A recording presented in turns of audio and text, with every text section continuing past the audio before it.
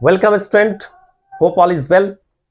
तो पिछली क्लास से हम लोग पढ़ते आ रहे हैं किस चीज के बारे में, राइट? हम लोगों ने पढ़ा मोशन इन टू डायमेंशन के बारे में, यानी मोशन के बारे में हम लोग पढ़ते आ रहे हैं। आज हम लोग स्टार्ट करेंगे लॉज ऑफ मोशन के बारे में पढ़ना। नया चैप्टर हम आज शुरू कर रहे हैं बच्चों। तो इस चैप्टर स्टार्ट करने से पहले एक बार मैं रिक्वेस्ट कर लूं उन बच्चों से जो पहली बार हमारे चैनल को वॉच कर रहे हैं। हमारा रिक्वेस्ट यह है बच्चों कि जब भी हमारे चैनल को आप वॉच करना शुरू करें, आप अपने साथ एक कलम और कॉपी लेकर के बैठे, एक कंप्लीट नोट्स तैयार करें। दूसरा यह है कि चूंकि फिजिक्स का रिलेशन हमारा पीछे से है, अगर आपके पीछे के कॉन्सेप्ट्स अगर क्लियर नहीं है तो आगे समझने में परेशानी होगी। तो जरूरत यह है कि आप पीछे से स्टार्ट करें और यहां तक पहुंचे। तीसरा, हमारे चैनल को लाइक कर लें, सब्सक्राइब कर लें, बेल आइकन दबा दें ताकि हमारा वीडियो रेगुलरली आप तक पहुंचता रहे बच्चों। तो उम्मीद है आप ऐसा जरूर करेंगे। चलिए, आज हम लोग बड़ा ही इंटरेस्टिंग चैप्टर स्टार्ट कर रहे हैं जिसका नाम है हमारा laws of motion. Laws of motion.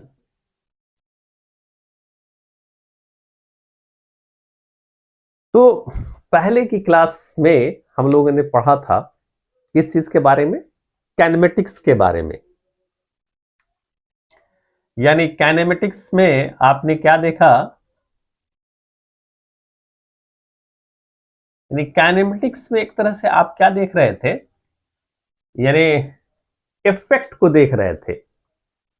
कोई बॉडी अगर एक्सेलरेट कर रहा है या ब्रेक लगाए तो क्या होगा, राइट? रेस्ट में है ना? इतना एक्सेलरेशन होगा तो उसकी वेलोसिटी कितनी होगी?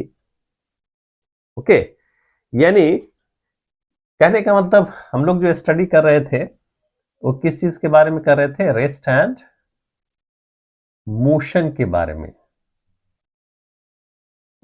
है ना? यानी what will be the cause of rest and the cause of motion, इस चीज का यानी स्टडी नहीं कर रहे थे। Now the question, what will be the cause of motion? यानी cause of motion, what will be the cause of motion, rest? इस चीज की स्टडी हम लोग नहीं कर रहे थे, हम लोग सिर्फ बात कर रहे थे किस चीज की? इफेक्ट की बात कर रहे थे।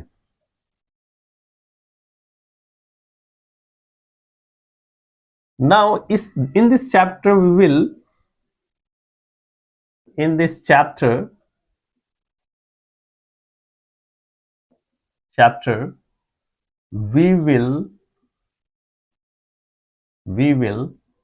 study about cause and effect. किस चीज के बारे में हम लोग पढ़ेंगे? कॉज एंड इफेक्ट के बारे में पढ़ेंगे बच्चों। जैसे, एक मिनट बच्चों। ओके बच्चों, जैसे यानी पूरे लॉज ऑफ मोशन में अगर हम बात करेंगे तो किस चीज की बात करेंगे? फोर्स की बात करेंगे, राइट बच्चों? जैसे अगर आप देखें, कोई ये बॉडी है हमारा, आप जैसे ये रखा हुआ है, रेस्ट में है, तो ये रेस्ट में ही है, राइट? अगर कोई बॉडी है, अगर मोशन में है,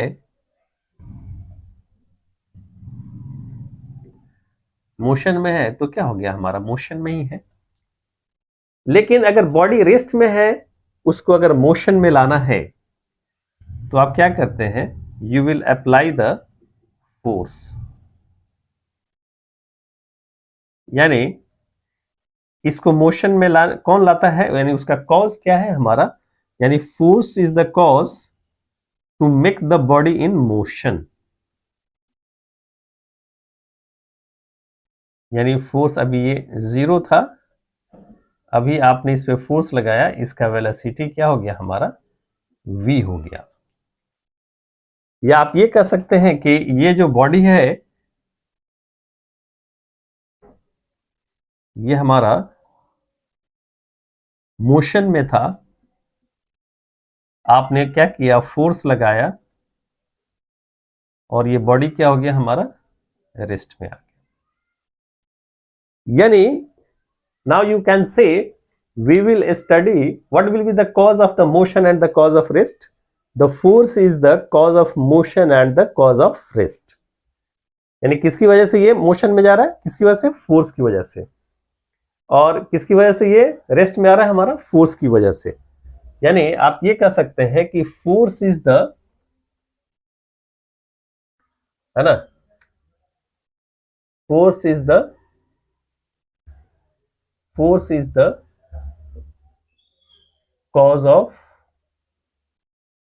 cause of motion. Force is the cause of motion. या ये कह सकते हैं कि force is the cause of rest, force is the cause of rest.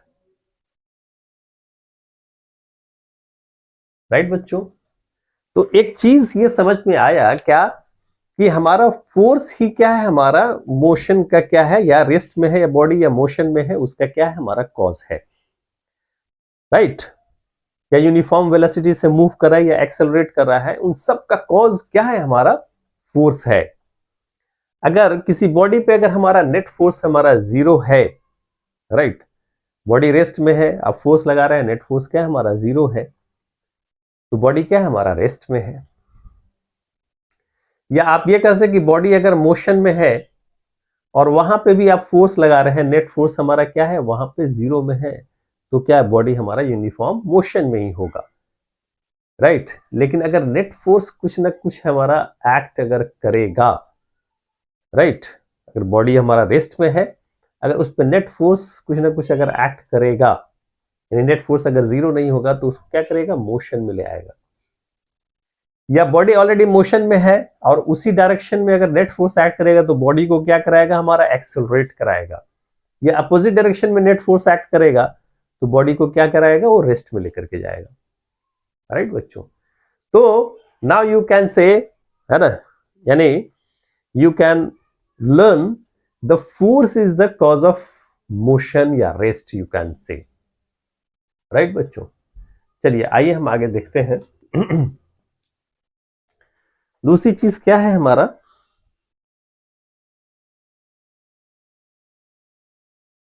You will see,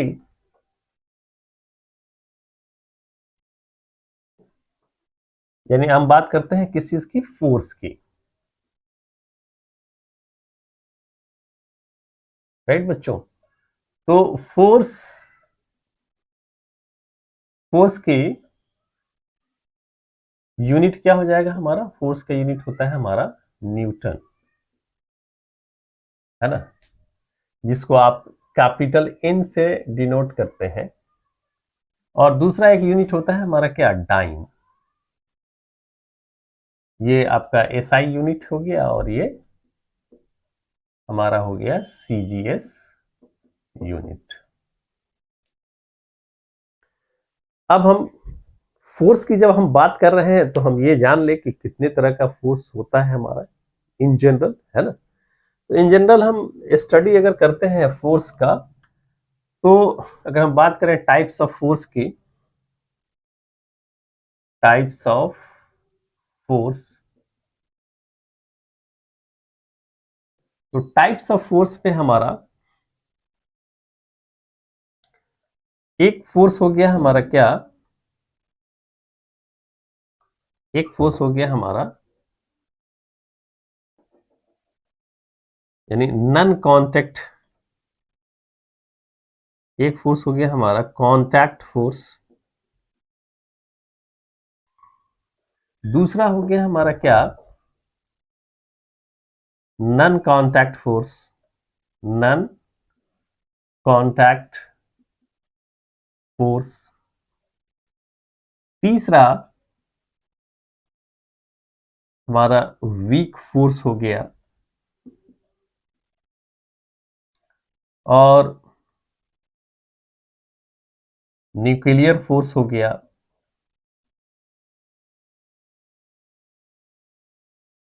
right. तो वीक फोर्स जैसे वंडर वॉल इक्वेशन वगैरह, ये सारी चीजें हम लोग केमिस्ट्री में पढ़ेंगे। न्यूक्लियर फोर्स भी अभी हम लोग नहीं पढ़ेंगे, यानी ये भी केमिस्ट्री और फिजिक्स में भी पढ़ेंगे जब 12th क्लास हमारा शुरू होगा वहां पे। अभी हम बात करते हैं कांटेक्ट फोर्स की। किस फोर्स की? हमारा कांटेक्ट फोर्स, है ना। तो कांटेक्ट फोर्स हमारा क्या हो गया कि जब बॉडी हमारा क्या होता है, कांटेक्ट में होता है। जैसे अगर हम बात करें कांटेक्ट फोर्स की, इसको मिटा देते हैं।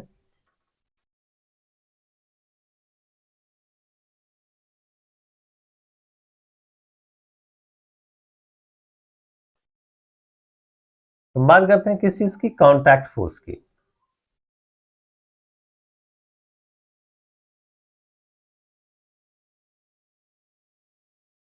Contact force.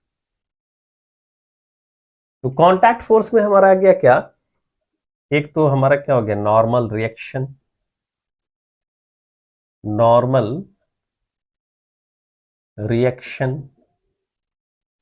दूसरा होता है हमारा टेंशन, राइट।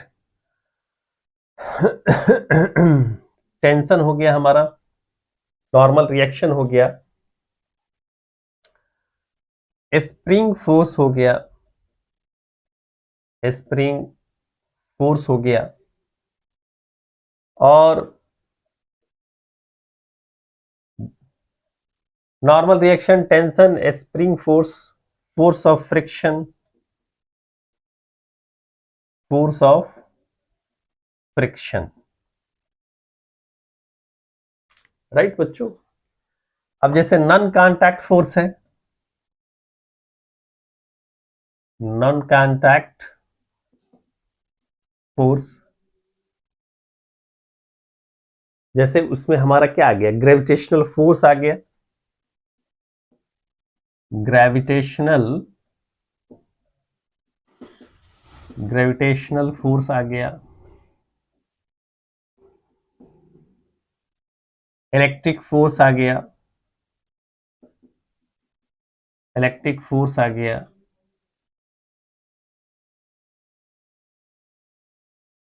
मैग्नेटिक फोर्स आ गया। ये सारे क्या है? हमारा नॉन कांटेक्ट फोर्स है। तो यहां पे जो हम लोग बात अभी करेंगे, ये सब 12th में पढ़ेंगे हम लोग। अभी हम लोग ग्रेविटेशनल फोर्स की बात थोड़ी सी करेंगे। पूरा एक चैप्टर हमारा ग्रेविटेशनल फोर्स पे है आगे चल करके, राइट। तो चलिए, तो हम आगे बढ़ते हैं। तो इस तरह के हमारे इतने टाइप्स के जो है हमारे क्या है? फोर्सेस है। पहले नोट कर लीजिए इसको, फिर आगे हम लोग एक्सप्लेन करते हैं।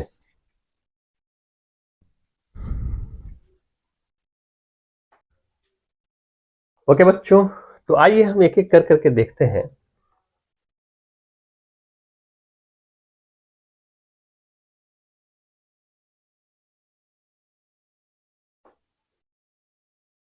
हम बात करते हैं नॉर्मल रिएक्शन की। किस चीज की? Normal reaction.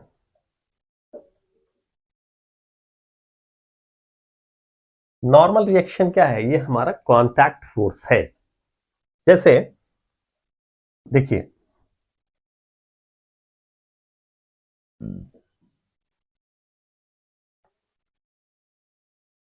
ये हमारा एक बॉडी है,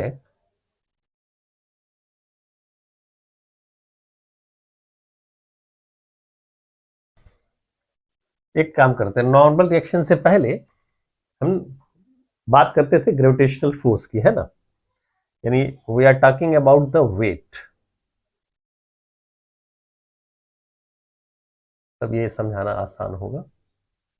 वेट, W। तो वेट क्या होता है? हमारा एक टाइप का फोर्स होता है जो एक्ट करता है बॉडी पे किसकी वजह से, हमारा ग्रेविटी की वजह से। यानी it is a type of force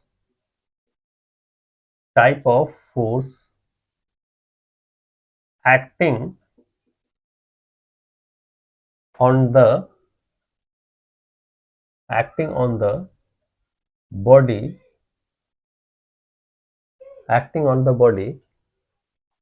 due to gravitational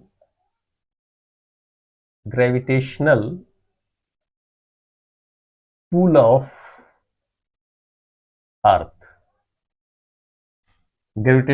of earth, right बच्चों। जैसे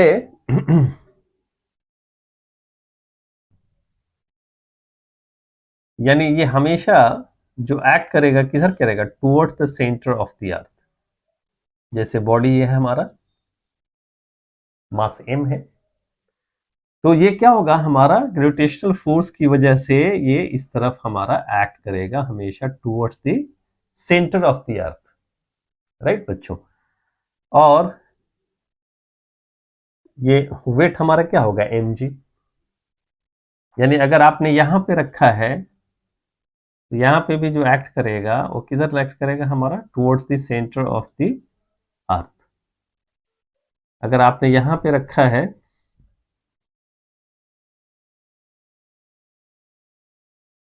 ये किधर एक्ट करेगा, हमारा towards the centre of the earth. Mass अगर m है तो क्या होगा, हमारा m इंटू जी, राइट। तो it is a type of force acting on the body due to gravitational pull of earth. यानी इसको आप W से रिप्रेजेंट करते हैं, which is equal to what, m into g के, वेयर g क्या है हमारा, where g is acceleration due to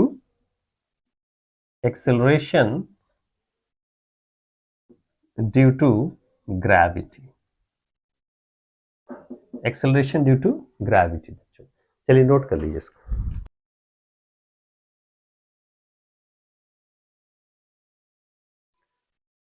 okay बच्चों, तो now we are talking about the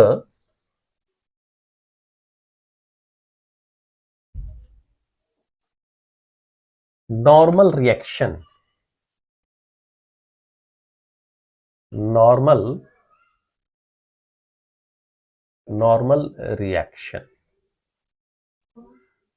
reaction को हम कैपिटल N से रिप्रेजेंट करते हैं, राइट बच्चों। अब यहां पे देखिए, नॉर्मल रिएक्शन को हम समझते हैं कि ये क्या होता है, ये it is a type of contact force.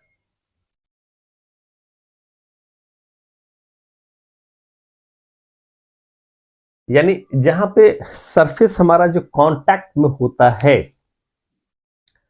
वो क्या करता है, हमारा नॉर्मल रिएक्शन एक्ट करता है, राइट। तो एक दूसरे सरफेस पे, जैसे ये हमारा बॉडी है, तो ये सरफेस जो है, अगर ये बॉडी नहीं होता तो ग्रेविटी की वजह से ये नीचे आ जाता है ना। तो ये सरफेस जो है, इस पे एक फोर्स एक्ट करता है, परपेंडिकुलर फोर्स, है ना। और इसी को हम लोग क्या बोलते हैं, नॉर्मल रिएक्शन करते हैं। तो अब देखिए, तो ये सरफेस भी इस पे जो है हमारा क्या होता है, हमारा उतना ही परपेंडिकुलर फोर्स एक्ट करता है, राइट बच्चों। तो it is a type of contact force acting perpendicular to the surface in contact. यानी किस चीज पे एक्ट करता है हमारा ये, परपेंडिकुलर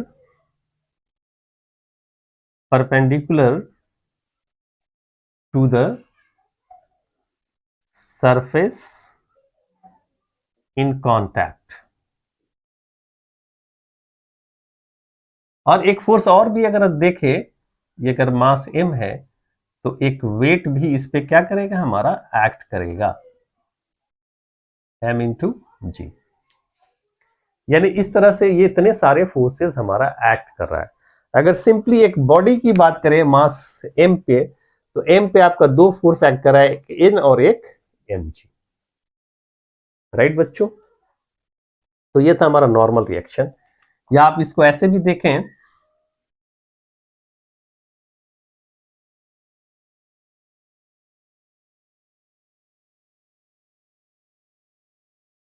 ये एंगल हमारा क्या है, थीटा है।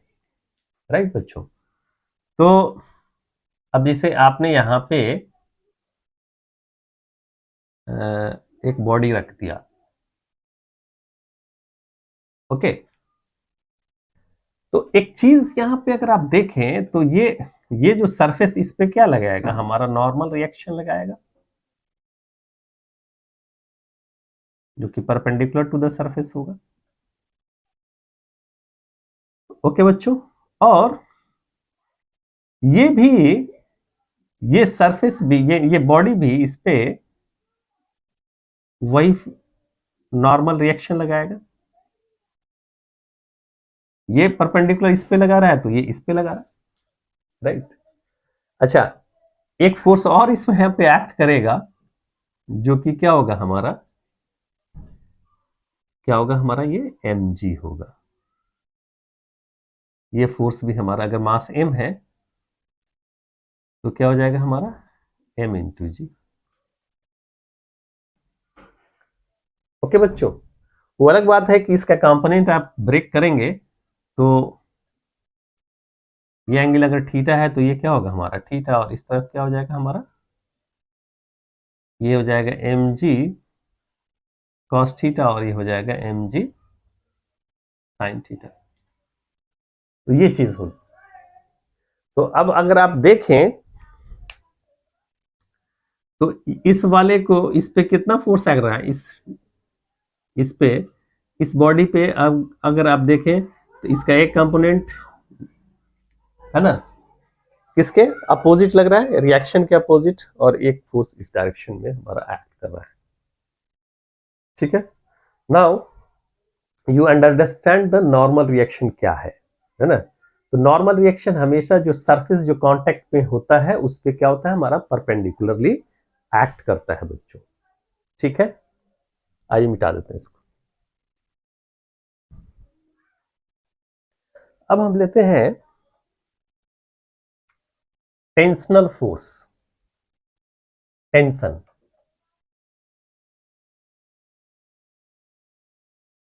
टेंशन क्या है हमारा, एक टाइप का फोर्स है, राइट। टेंशन क्या है हमारा, it is a type of force acting on the string, acting on the string. It is a type of force acting on the string, right. जैसे पहला, अगर बॉडी हमारा एक ही स्ट्रिंग से कनेक्टेड है,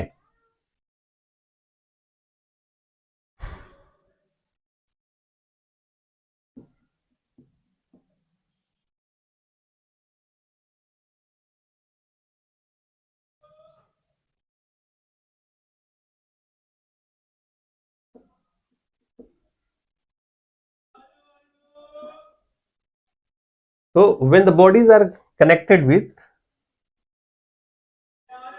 when the bodies are connected with, are connected with same string, same string, then tension क्या होगा, then T is same। यानी हर पॉइंट पे हमारा T क्या होगा, हमारा सेम होगा। ये फोर्स और ये फोर्स यहां पे भी लिखेंगे, फोर्स हमारा क्या होगा, हमारा सेम होगा, राइट बच्चों। दूसरा, when the bodies are connected with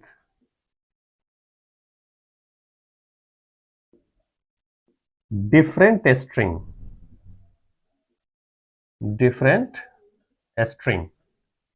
then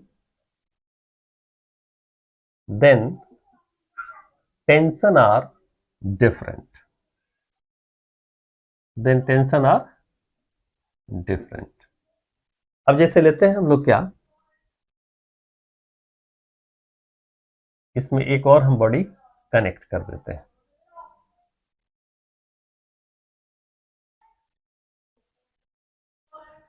देखिए, राइट बच्चों, तो अगर यहां पे क्या है, T1 है, तो यहां पे T1 नहीं होगा, क्या होगा हमारा T2, यानी डिफरेंट हो जाएगा, टेंशन क्या हो जाएगा हमारा, डिफरेंट हो जाएगा बच्चों, राइट। तो यही था हमारा, फिलहाल हम लोगों ने टाइप्स ऑफ फोर्स को पढ़ा। फोर्स ऑफ फ्रिक्शन और स्प्रिंग फोर्स जो है वो हम आगे पढ़ेंगे, फिलहाल इतने की जरूरत थी, इतना हम लोगों ने इसमें अभी स्टडी करा, आगे हम उसको स्टडी करेंगे, ठीक है। चलिए इसको नोट कर लीजिए फिलहाल।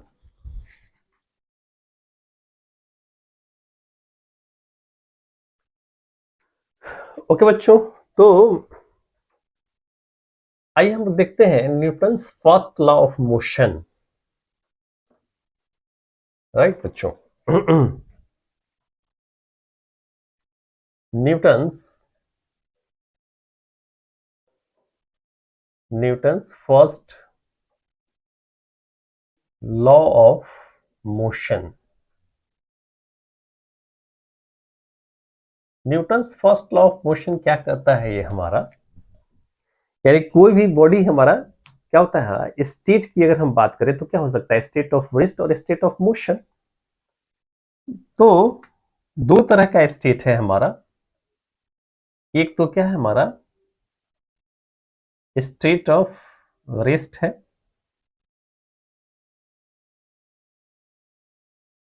यानी this is the state of rest,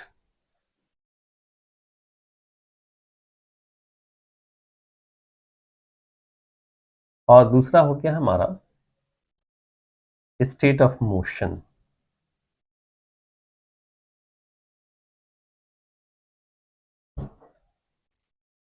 तो कहता है क्या है कि अगर कोई भी बॉडी अगर आपका स्टेट ऑफ रेस्ट में है या स्टेट ऑफ मोशन में है, ये तब तक रहेगा जब तक कि कोई आप एक्सटर्नल अनबैलेंस्ड फोर्स उस पर एक्ट नहीं करें।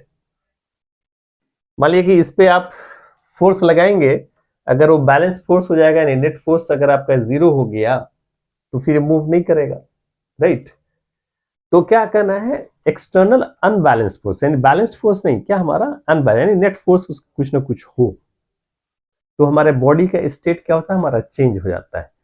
अगर स्टेट ऑफ रेस्ट में है तो मोशन में आ जाएगा, और स्टेट ऑफ मोशन में है तो क्या होगा, हमारा रेस्ट में आ जाएगा, राइट बच्चों। तो क्या कहता है कि a body continues it's state of rest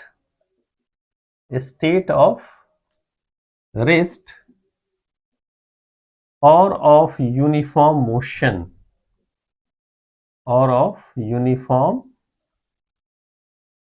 uniform motion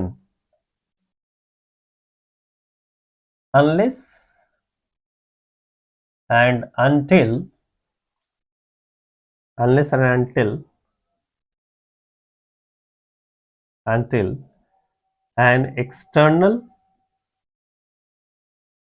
an external and unbalanced force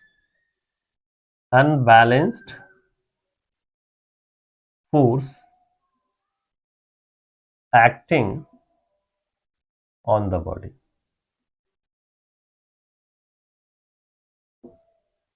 right बच्चों, acting on the body.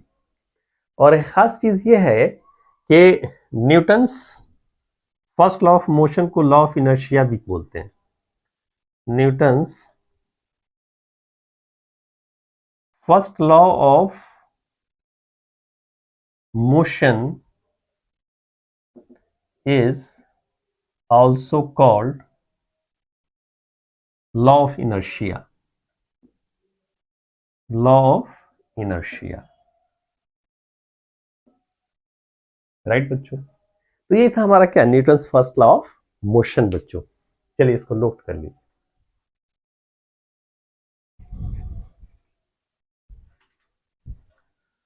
Okay बच्चों, hope you understand all the concept which we have discussed today, right. तो आज हम इतना ही रहने देते हैं बच्चों, नेक्स्ट क्लास में हम लोग फिर आगे बढ़ेंगे, राइट।